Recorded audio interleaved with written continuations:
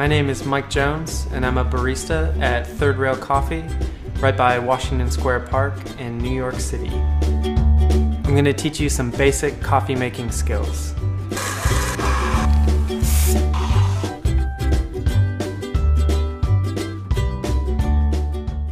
I'm going to show you how to clean an espresso machine. Now, the basic thing that you do is a process called back flushing.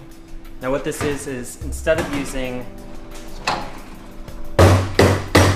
this basket here in the portafilter, which has holes in the bottom for the espresso to go through, you use a blank one right here, which is solid on the base. You can pop it out and see. And so what you do is you put it in the machine, same as if you were extracting espresso, but pull shots at 5-second intervals. And I'll show you that a little bit more. First thing you want to do is scrub the screen. This is a pretty standard espresso brush. And as you're running some water, you just scrub the base.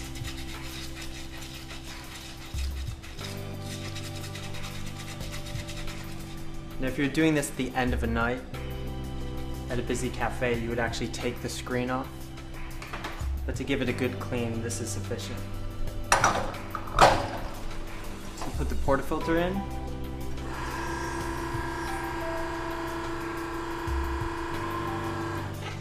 Ran it for 5 seconds and then stopped.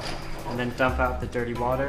And then you're going to repeat that between 5 and 10 times. So assuming we've done that, the final step is to run the water and then wiggle the portafilter around. This cleans out around the edges up in the group head.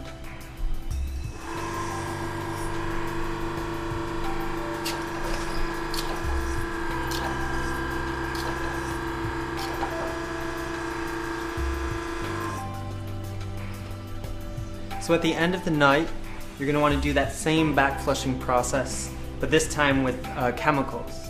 The common ones are from Ernex, and they're either called Cafeza, Full Circle. There's a whole range of them, but pretty much every coffee shop is using the chemical from that company. So you just use a small amount, about the size of a dime, and place it right in that basket there. And then you just go through that same process of running 5-second intervals, and then at the end, wiggling it around. And you might want to give this one a more thorough wipe with a rag at the end so there's no excess chemicals. And that's the basics of cleaning the espresso machine.